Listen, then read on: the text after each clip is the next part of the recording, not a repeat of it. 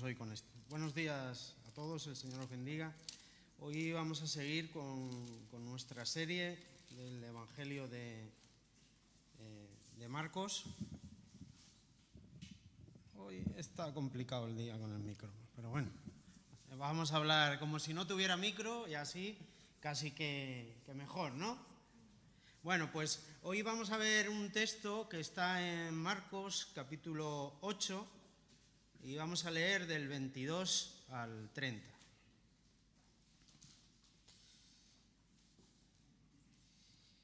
Marcos 8, 22 al 30, la palabra del Señor dice así: Vino luego a Betsaida y le trajeron un ciego y le rogaron que le tocase. Entonces, tomando la mano del ciego, le sacó fuera de la aldea y, escupiendo en sus ojos, le puso las manos encima y le preguntó si veía algo. Él, mirando, dijo: Veo los hombres como árboles, pero los veo que andan. Luego le puso otra vez las manos sobre los ojos y le hizo que mirase, y fue restablecido, y vio de lejos y claramente a todos. Y lo envió a su casa diciendo: No entres en la aldea, ni lo digas a nadie en la aldea. Salieron Jesús y sus discípulos por las aldeas de Cesarea de Filipo, y en el camino preguntó a sus discípulos, diciéndoles: ¿Quién dicen los hombres que soy yo? Ellos respondieron: unos Juan el Bautista, otros Elías, y otros alguno de los profetas. Entonces él les dijo: ¿Y vosotros quién decís que soy? Respondiendo Pedro, le dijo: Tú eres el Cristo. Pero él les mandó que no dijesen esto de él a ninguno. Fijaros que en el texto que vamos a estudiar hoy vemos dos partes que están muy diferenciadas. Por un lado tenemos a Jesús devolviéndole la vida a un ciego en Betsaida, y por el otro lado vemos también a Jesús queriendo que sus discípulos se posicionen de una manera clara acerca del papel que él desempeña en sus vidas. Por eso la pregunta de ¿quién dicen los hombres que soy yo? Y vosotros, la segunda pregunta, ¿y vosotros quién decís que soy yo? Y en el día de hoy vamos a acudir casi, por decirlo así, en su totalidad a esta segunda parte. Y también nos apoyaremos en el pasaje paralelo de Mateo, porque es más extenso y tiene algunos detalles que nos pueden ayudar.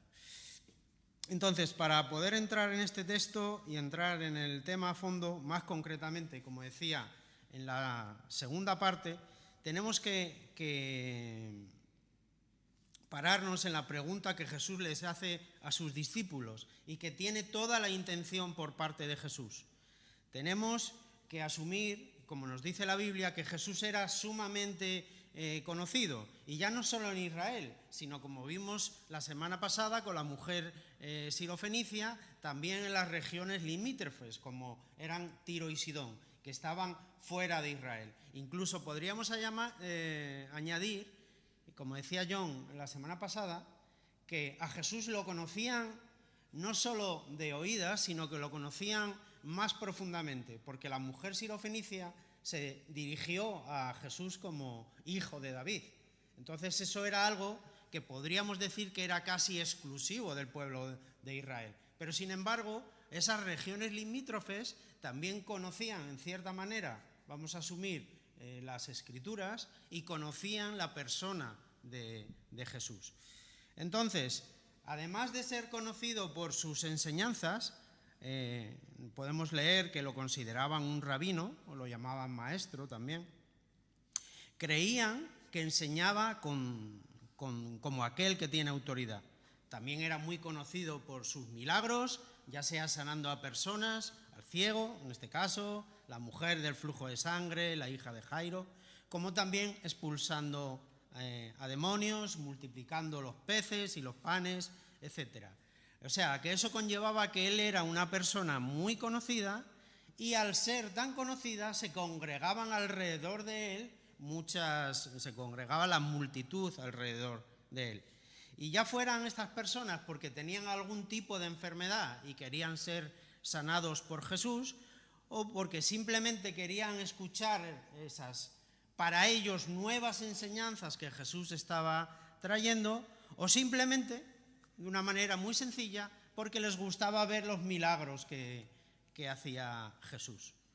Por eso, cuando Jesús le pregunta a sus discípulos, ¿quién dicen los hombres que soy yo?, no debe extrañarnos que le respondan, pues uno Juan el Bautista, otro Elías y otros algunos de los profetas. Todos estos hombres que mencionan eran personajes reconocidos, admirados, valorados por el pueblo de Dios, ¿verdad? Juan el Bautista, nadie puede decir nada en contra de él. Elías era el gran profeta. Podían haber dicho hasta Moisés, podían haber dicho todo. No dijeron cualquier desgraciado que iba por la calle, no, sino que realmente estaban reconociendo a Jesús como una persona importante. Incluso Nicodemo, fariseo, reconocía que Jesús era un hombre de Dios. Y otros también decían que si no viniera de Dios, no podía hacer las cosas que él hacía. A pesar de que los fariseos estaban todo el día detrás de él, persiguiéndolo, molestándolo, cuestionándole cómo hacía las cosas, ellos no dejaban de reconocer que era un hombre de Dios. O sea que la gente no negaba las evidencias. Por eso, lo que Jesús está haciendo con la pregunta les hace a sus discípulos entender cómo de importante era Jesús para sus vidas. Porque él dice, las multitudes les pregunta, ¿quién dicen las multitudes que soy yo? Pero vosotros, mis discípulos, ¿quién decís que soy yo? Pues fijaros que de igual manera estamos ante la respuesta más importante y más trascendental de la vida de esos discípulos. La pregunta que Jesús les hace es importante acerca de quién era él, pero la respuesta lo es incluso más, porque en base a esa respuesta su vida será completamente distinta.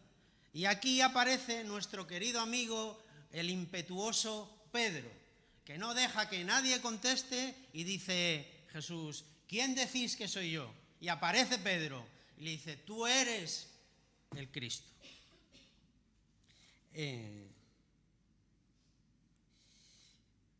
Y fijaros que esto es clave para lo que Jesús quiere enseñarles en este momento. Pero no solo para ellos, sino que también es aplicable para nosotros en nuestras vidas.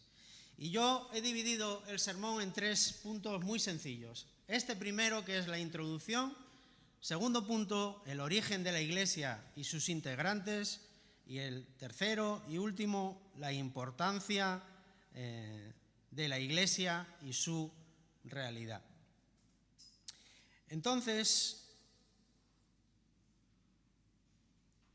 tenemos que entender que las palabras de Jesús que podemos leer en nuestras Biblias son siempre muy claras y concisas. Es decir, que no son ambiguas y habla con medias verdades, deja entrever ciertas cosas. No, son muy claros. Cuando Jesús quiere decir algo, lo dice con absoluta rotundidad y con toda la autoridad que él tiene. Y en este texto, junto al pasaje paralelo de Mateo, que lo vamos a tratar como si fuera el mismo, nos encontramos con una declaración trascendental para nuestras vidas. Y vamos a leer el pasaje de Mateo para tenerlo muy claro. Mateo 11,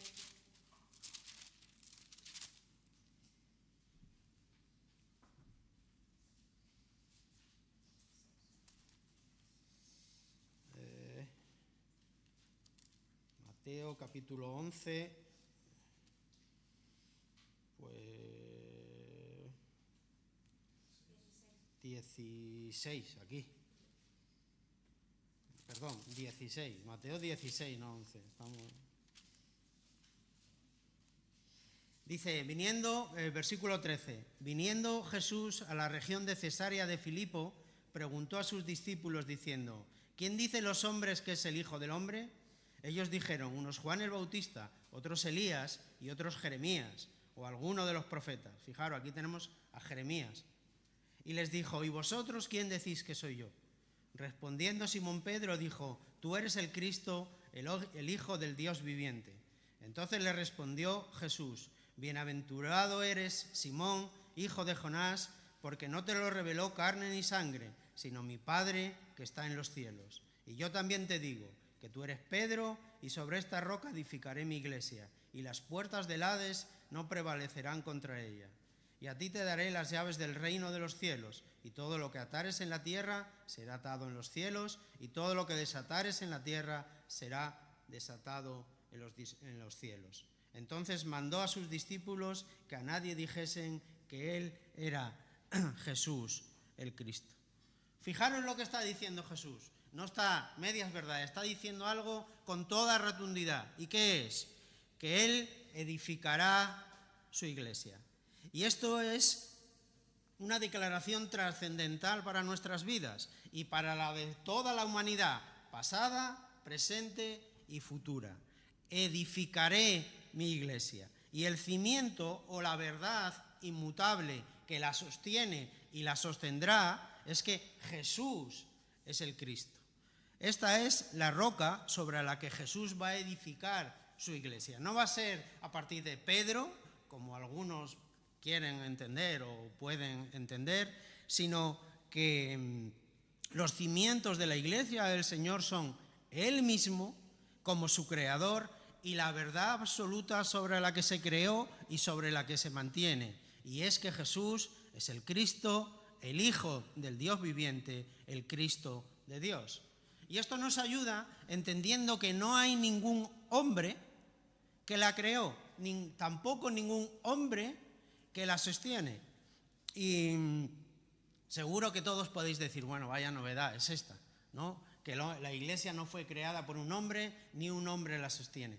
Bueno, pues yo creo que muchas veces caemos en ese error y tenemos la tendencia a perder de vista esta verdad y poner nuestros ojos en edificios, en líderes, en pastores, en planes, en denominaciones, etcétera, que tienen su función y responsabilidad, como leíamos antes, pero que no son aquellos que ni la crearon ni la sostienen. Entonces, de una manera muy sencilla y siguiendo las palabras de Jesús, podemos definir la Iglesia como el conjunto de todos aquellos que reconocen y creen que Jesús es el Cristo de Dios. ¿Verdad? Sencillo. ¿Qué es la Iglesia?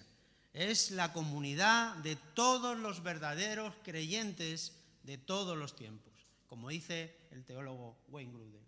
Sencillamente, ¿qué es la Iglesia? El conjunto de todos aquellos que creen que Jesús es el Cristo. Fuera de esto, no hay Iglesia. Es tan sencilla, ¿verdad? Esta verdad. Cristo edificó su iglesia. La verdad o el cimiento que la sostiene es que Él es la roca. Sencillo, claro, rotundo. Y Jesús lo dice con toda la autoridad que Él tiene como el Cristo, como el Hijo de Dios. Ahora, la pregunta que podemos hacernos ahora es, ¿quién es para ti Jesús? No pensemos que los tiempos en los que Jesús caminaba por Galilea son muy distintos a los nuestros ahora. Nos hemos modernizado, eso sí, pero la esencia permanece. Y la figura de Jesús sigue atrayendo a una gran multitud de personas. Sus enseñanzas, su amor por los demás, sus ideas de justicia social, sus ideas de proteger al indefenso, su deseo de servir a los demás, su humildad, su paciencia, su amor. Jesús sigue siendo un personaje que atrae, que emociona, que inspira. Sigue siendo ese personaje que cambió la historia de la humanidad. Lo hizo encarnado en esa época y lo sigue haciendo ahora. El problema viene cuando aparece en nuestra vida esta pregunta. Y a lo largo de ella vamos a tener que responderla en un momento de ella. ¿Quién es para ti Jesús? ¿Por qué es importante esta pregunta? Y de hecho la respuesta lo es aún más, porque la respuesta te va a posicionar en un grupo o en el otro. Si respondes que Jesús es un ejemplo para mi vida, es un maestro, es un líder, entonces pertenecerás a esa multitud que creen que es uno más. Importante, porque nadie duda que Jesús sea un personaje importante, porque de hecho partió la historia en dos. Estamos en el 2025 después de Cristo. Aunque hay algunos que no quieran reconocerlo, ¿no? Para los chinos están en el año 4000 y pico, para los otros están en el tal, pero la historia, la fecha oficial universal es 2025 después de Cristo.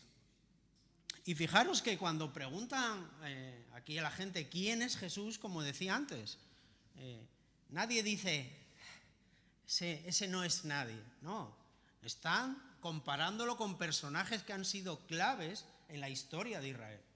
Elías, Jeremías, Juan el Bautista, o cualquiera de los profetas que tú puedas elegir. ¿Cuál es el personaje de la Biblia que más te gusta? Pues lo puedes poner en esa lista. Entonces tú puedes, hay muchas personas que pueden contestar para ellos quién es Jesús, diciendo es un maestro, es un líder, es una persona que me inspira, lo que ellos quieran. Pero por el contrario, si tú contestas que para ti Jesús es el Cristo, el Hijo del Dios viviente, tu realidad será completamente distinta y entrarás a pertenecer a esa iglesia que Cristo edificó. Esa iglesia que reúne a todos aquellos que han contestado de la misma manera que tú desde el principio de los tiempos. Aquellos que un día estarán juntos en su presencia, disfrutando de Él, porque esa es la iglesia del Señor. La comunidad de aquellos que son salvos, de aquellos que son cristianos, de aquellos que son discípulos, aquellos que pueden aferrarse a las promesas que el Señor les ha hecho a ellos, aquellos que tienen vida eterna en Él, aquellos que su corazón ha sido transformado, aquellos, en resumen, que han nacido de Dios. Pero ¿sabes una cosa interesante? Que tú puedes contestar esta pregunta sin contestarla verbalmente. Quizás puedes decir, sí, para mí Jesús es el Cristo. Bueno, pero realmente no lo estás creyendo en tu corazón. Y por consiguiente vives como si Jesús fuera una especie de amuleto. Es decir, algo bueno para tu vida, que te ayuda en los momentos difíciles, que te da cierta paz, puede incluso que te guste leer la Biblia y que admires y te maravilles de la persona de Jesús. Y te digo más, puede ser que lleves una vida ética y moralmente muy correcta, incluso a los ojos de los demás más correcta que otros que se dicen cristianos. Pero hay un momento en tu vida que a lo mejor escuchas, si alguno quiere venir en pos de mí, niéguese a sí mismo, tome su cruz cada día y sígueme. Entonces, ¿qué pasa en este momento? Que esa persona, que quizás tiene a Jesús como alguien maravilloso, espléndido, con unas enseñanzas increíbles que me ayudan en mi día a día, como si fuera una especie de libro de autoayuda, que lo lees y coges nuevas fuerzas y eres capaz a pasar el día. Y todo el día puedes tener, incluso si Dios quiere, puedes tener a Dios en la boca. Pero llega un momento que ese Dios te está pidiendo que des un paso más. Entonces, quizás En ese momento es cuando la persona da un paso atrás y piensa, así estoy bien, así como estoy bien. No hay que ser fanático, que eso ya no está de moda, los fanáticos no. Y aquello que gobierna nuestra vida, porque la verdad es que siempre hay algo que gobierna nuestra vida, ya sea Jesús o sean otras cosas, quiere reclamar su lugar y dice, ¿dónde vas? Que tú tengas a Jesús como un complemento está bien, pero aquí el que manda soy yo. Ese ídolo que todos tenemos, que quiere asomar la cabeza y gobernar nuestra vida, permite que nosotros tengamos a Jesús como un complemento. Es cierto, que podamos leer la Biblia, que podamos venir incluso a la iglesia, que podamos decir si Dios quiere, que Dios te bendiga, podamos decir las enseñanzas de Jesús son sabias, son maravillosas, porque lo son. Porque tú lees la Biblia y ¿qué pero le puedes poner tú a Jesús? Todo lo que tú quieras coger de sus enseñanzas es bueno para tu vida. Si tú siguieras las enseñanzas al pie de la letra de Jesús, llevarías una vida increíble. Pero Jesús te dice, si alguno quiere venir en pos de mí, niéguese a sí mismo, tome su cruz cada día y sígueme. Y me acordaba en este caso del joven rico. ¿Os acordáis de la historia del joven rico? Para ilustrar un poco esto. El joven rico decía que él obedecía, que él hacía, que él amaba al Señor casi desde antes de nacer. Parafraseando un poco, exagerando un poco. Y dice, no, yo lo he hecho todo, yo te obedezco, yo leo la Biblia, yo oro, yo te obedezco en absolutamente todo. Vale, y Jesús le dice, vale, está bien. Jesús nunca le dijo, no, eso no es verdad. Le dijo, está bien. Vende todo lo que tienes y ven. ¿Qué hizo el joven rico? Se fue. ¿Por qué? Porque Jesús era un complemento. Para él Jesús no era el Cristo. Su dinero era lo más importante que había en su vida. Era ese ídolo que dominaba toda su vida. Y cuando Jesús dijo, yo tengo que ser el centro, yo tengo que ser aquello que gobierne tu vida, dijo, como decía un amigo canario mío, dice, nos vemos. Y nunca más apareció, ¿no? Pero hay otro asunto que es sumamente importante. Como vemos, Pedro contesta la pregunta de Jesús diciendo que Jesús es el Cristo, con todo lo que eso conllevaba. Pero fijaros lo que le dice Jesús a Pedro, porque también es muy importante.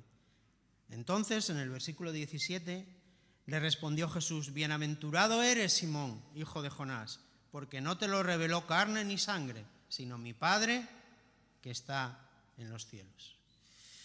Entonces, este versículo es clave para entender que además de conocer que la iglesia del Señor es edificada por Jesús y que a ella pertenecen todos aquellos que confiesan que Jesús es el Cristo, o como decimos hoy en día, nuestro Señor y Salvador, la manera en que se llega a pertenecer a esa iglesia es de una manera espiritual.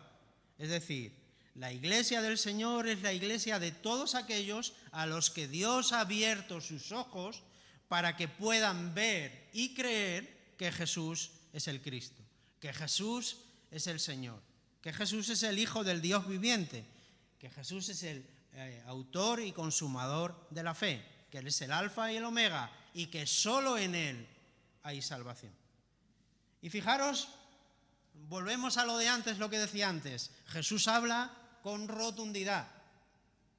No te lo reveló carne ni sangre, sino mi Padre que está en los cielos. Entonces, que tú puedas llegar a ver a Jesús como el Cristo es una obra sobrenatural de parte de Dios. Y esto explica por qué hay muchas personas, como decíamos antes, muchas multitudes que admiran a Jesús. Porque ellos ven a la persona. Ellos no son capaces, ellos están viendo con los ojos terrenales. Igual que yo puedo ver a un personaje de hoy en día y puedo decir, me parece increíble. pero se quedan en ese lugar. Incluso hay algunas personas que odian a Jesús, no quizás tanto por el personaje, sino por aquello que representa, ¿no? Por la idea de bien y de mal, de santidad y pecado, ¿no? Por eso pueden odiar a Jesús. Pero lo hacen porque sus ojos están velados. Sus ojos no pueden ver la realidad de quién es Jesús, por mucho que se les explique o se les predique. Y fijaros que el verbo revelar en el griego significa descubrir, quitar el velo, mostrar lo que antes se desconocía. Y yo tengo en mi casa un diccionario que se llama Diccionario Bíblico Ilustrado Holman, que dice: todo conocimiento de Dios viene por medio de la revelación. El conocimiento humano sobre Dios es un conocimiento revelado, ya que solo Dios lo otorga. Él atraviesa la brecha entre sí mismo y sus criaturas, y se revela a sí mismo y revela su voluntad. El pensamiento moderno suele cuestionar la posibilidad y o realidad de la revelación. La fe bíblica afirma que la revelación es real porque el Creador personal escogió permitir que sus criaturas humanas lo conozcan. La pregunta es: ¿cómo una persona puede conocer a Dios? La Biblia parece distinguir dos formas: mediante la revelación general y la revelación especial. Y fijaros que hay varios textos que nos hablan de este tipo de revelación. Me lié antes, Mateo 11, ahora sí, Mateo 11, 27, dice: todas las cosas me fueron entregadas por mi Padre, y nadie conoce al Hijo sino el Padre, ni nadie ni al Padre conoce alguno sino el Hijo, y aquel a quien el Hijo lo quiera revelar. Romanos 1:17.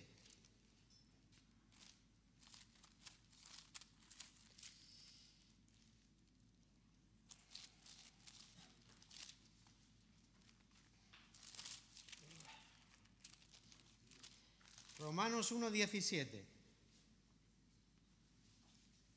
Porque en el Evangelio la justicia de Dios se revela por fe y para fe, como está escrito: mas el justo por la fe vivirá. Si seguimos, vamos a seguir. Dice: porque la ira de Dios se revela desde el cielo contra toda impiedad e injusticia de los hombres, que detienen con injusticia la verdad. Porque lo que de Dios se conoce les es manifiesto, pues Dios se lo manifestó, se lo reveló. Porque las cosas invisibles de Él, su eterno poder y deidad, se hacen claramente visibles desde la creación del mundo, siendo entendidas por medio de las cosas hechas, de modo que no tienen excusa.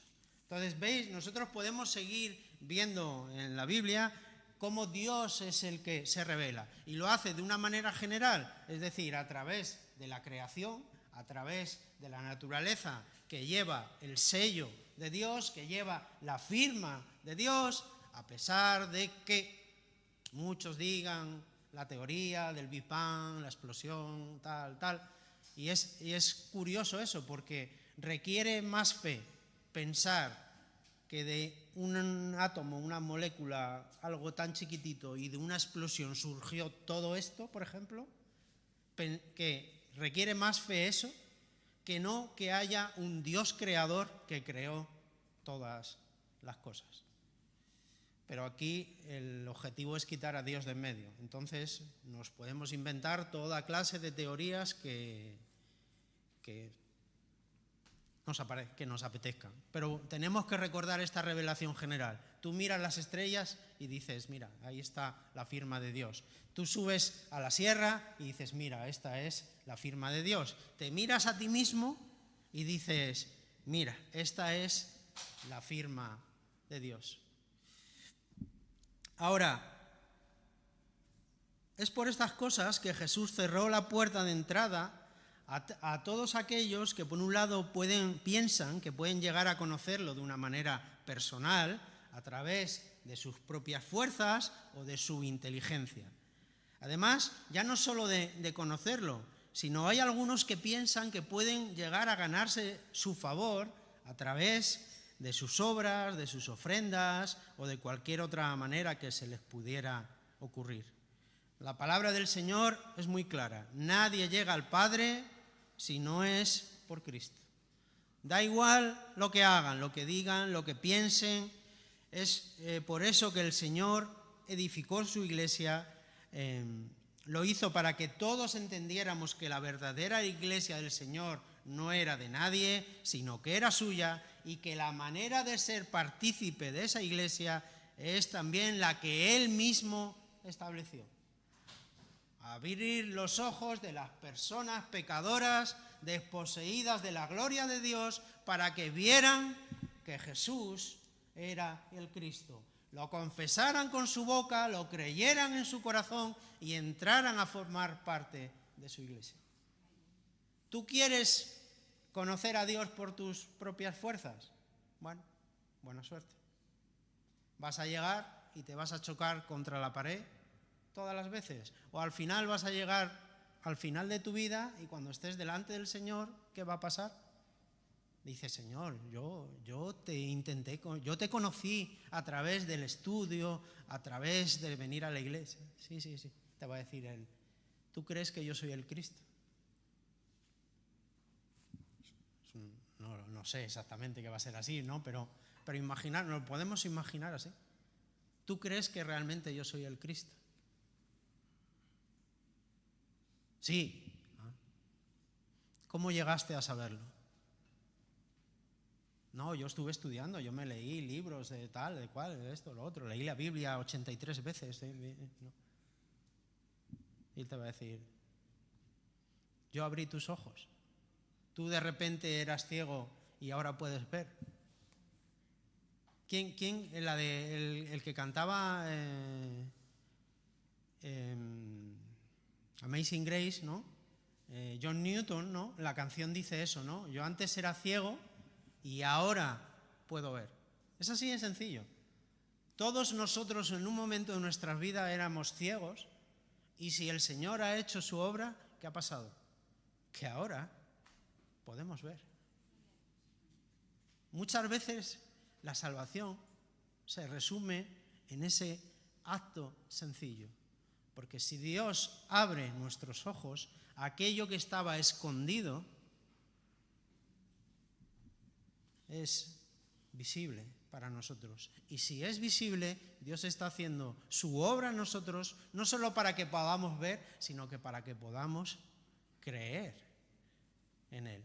Y Él hace una nueva criatura en nosotros. Muchas veces el Evangelio es tan sencillo, ¿verdad? Era ciego y ahora puedo ver. Señor curó mi ceguera como al ciego del texto y ahora puedo ver a las personas. Así de sencillo. Entonces, todo depende del Señor. Pero ahora vamos a ver que, a pesar de que todo depende de Él, nosotros también tenemos un papel importante. Nosotros no somos meros espectadores que se quedan sentados en una silla y esperan a que todo suceda. No, hemos visto que el origen de la Iglesia del Señor es Cristo, y la verdad sobre la que está basada es que Jesús es el Cristo, el Hijo del Dios viviente. Pero, y ahora vamos a hablar de su Iglesia, y no sé, voy a tener que acelerar.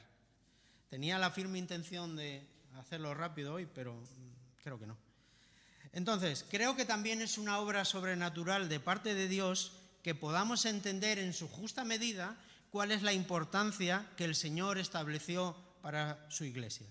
Porque la iglesia de Cristo debe ser una referencia para el mundo, un lugar en medio de las tinieblas, un lugar de reposo, un lugar de salvación, un lugar en el que Cristo esté presente, un lugar en el que tú puedas encontrar refugio, en el que tú puedas encontrar comunión, amor, misericordia, perdón. Pero, y un pequeño paréntesis, estábamos, no sé si fue hace un par de años, en de vacaciones, yo creo que fue en Ribadeo, ahí en Galicia, y me vino un pensamiento, ¿no? Porque siempre le damos mucha caña a la Iglesia Católica y demás, y muchas veces con mucho motivo, pero yo pensaba, y tú vas a todos los sitios y en todos los sitios hay un edificio de la Iglesia Católica, ¿no? Y me vino el pensamiento de la Iglesia como refugio, porque claro, la Edad Media, en aquellas épocas oscuras de la humanidad, la Iglesia servía como refugio, por lo menos físicamente, ¿no? Si tú querías protegerte o querías huir de alguien, podías ir a la Iglesia y la Iglesia era ese refugio. Ese refugio que yo hablo no es tanto el lugar físico, sino es un lugar más espiritual, ¿no? Pero me vino ese pensamiento y dije, bueno, quizás en algún tiempo de la historia hizo un papel importante para algunas personas, ¿no? Seguimos. Pero no tenemos quedarnos solo en que la Iglesia es un edificio. No debemos caer en el error de pensar que por venir a la Iglesia uno es salvo, o por tener un cierto interés en Jesús, o asistir a un grupo de hogar, un estudio bíblico. Todo eso está muy bien, pero no es solo eso. La Iglesia es cierto que es universal, pero también es local, ¿no? Y fijaros que la función que tiene la Iglesia, dice también Wayne Grudem, es que puede resumirse en 3 ministerios: el ministerio a Dios, el ministerio a los creyentes y el ministerio al mundo. ¿En qué se basan? Pues con relación al propósito de la Iglesia hacia Dios, el principal propósito es adorarle. La alabanza no deja de ser una exaltación al Dios que nos ha traído en su presencia, que se ha revelado a nosotros, que entregó su vida en una cruz para perdonar nuestros pecados y para darnos vida. Por eso, cuando estamos juntos, el principal ministerio de la Iglesia no es rellenar los tiempos. Bueno, ¿qué tengo que cubrir? ¿1 hora y media o 1 hora? Bueno, 20 de alabanza, 40 de predicación y el resto pues ya nos inventamos algo. No es así. Es estar todos juntos alabando a aquel que nos ha traído aquí y ha cambiado nuestras vidas. Por eso, la alabanza siempre aparece, o debe aparecer, Cristo, Cristo, Cristo, porque estamos alabando juntos al Señor. Ahora, en relación a los creyentes, pues el propósito de la Iglesia, según la Biblia, es la de alimentar a los que ya son creyentes y edificarlos para que alcancen madurez en la fe. Y no puede ser que esa madurez se alcance de otra manera que con el conocimiento de la persona de Cristo que tenemos aquí. Y debemos ser fieles a la Escritura. Eso es una realidad. Aquí yo no vengo a opinar ni a decir nada. Yo vengo a leer la palabra y con aquello que el Señor me ha revelado, transmitirlo de la manera más fiel posible. Con 100% efectivo no soy, ni nadie, pero por lo menos de la manera más fiel posible.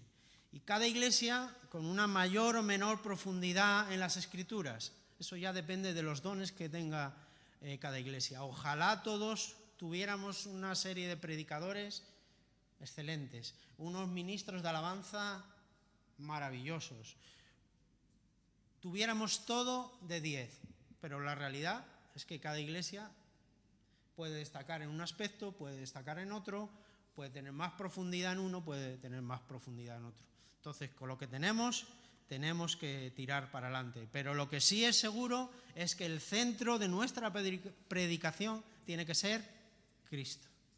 Cristo, Cristo, Cristo. Y el tercero es el ministerio de evangelización y misericordia. Está claro que debemos salir a predicar el Evangelio para que las máximas personas posibles escuchen el mensaje de Dios y que Él mismo pueda revelarse a esas personas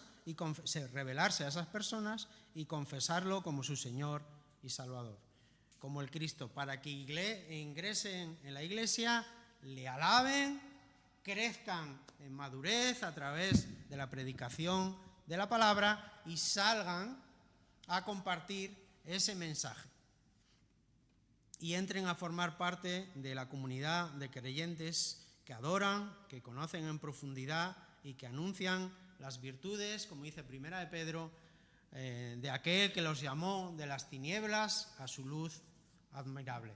Además de mostrar misericordia e intentar suplir también las necesidades materiales de aquellas personas que necesitan. Como dice Samuel siempre, a las personas del barrio, ¿no? Estamos para eso.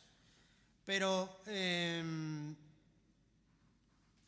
fijaros que este punto es realmente muy importante. Por eso puse la importancia de la Iglesia, pero también su realidad. Porque esto es el ideal de la Iglesia. Pero también podríamos decir que existen muchas iglesias, cada vez más, algunas más puras, otras menos, algunas que llamamos iglesias que no lo son. Y esto es muy sencillo. ¿Cuál es una verdadera iglesia? Aquellas en las que se predica a Jesús como el Cristo. Punto. Aquellas en las que Jesús es la salvación. Punto. Cualquiera que se llame iglesia, que no diga que la salvación viene única y exclusivamente por Jesús, no es iglesia. Me da igual cómo se llame, ¿eh? Y de la denominación evangélica, de tal, me da exactamente igual. Porque eso es lo que dice la Biblia. El verdadero creyente es aquel que dice que Jesús es el Cristo. Y si es el Cristo, es aquel que te ha salvado. Es aquel que te ha dado nueva vida en él. Sin obras añadidas, sin nada. Solo Cristo. Es un punto de la Reforma, las 5 solas de la Reforma. Solo Cristo. ¿Testigo de Jehová es una iglesia? No.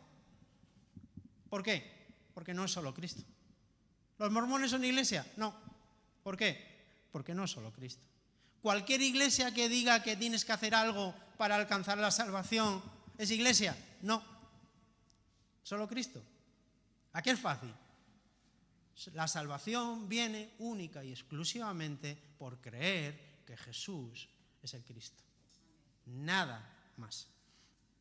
Ahora, podemos preguntarnos, bueno, ¿y qué clase de iglesia somos nosotros? ¿Cuál es nuestro énfasis? ¿Estamos cumpliendo con el propósito que el Señor nos encomendó?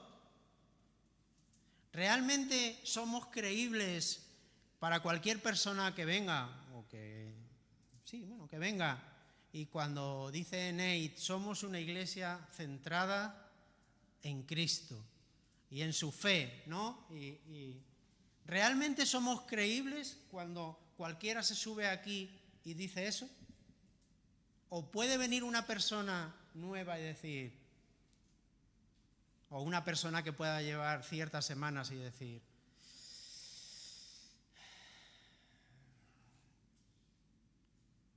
y yo creo que estas preguntas son necesarias y debemos hacérnoslas.